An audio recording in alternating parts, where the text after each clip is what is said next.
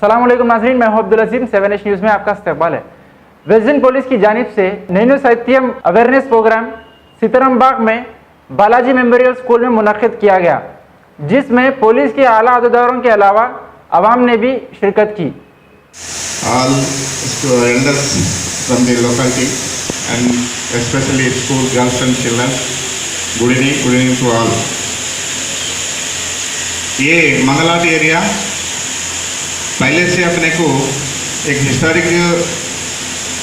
Historic का जो भी धूलपेटा होंदो और क्या है धूलपेट एरिया और दूसरा भी एरिया और सीताराम बाग टेम्पल, ये प्रोसेक्शन, ये सब का फेमस एरिया है।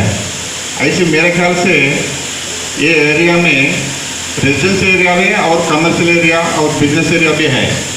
अभी मैं सबको रिक्वेस्ट क्या करता हूँ बोल तो ये मेन रोड पे जो कैमरा अब करेगा आपको अपडेट, तो लाइक कीजिए, शेयर कीजिए, चर्चा करना ना भूले। चैनल न्यूज़ आपकी आवाज़।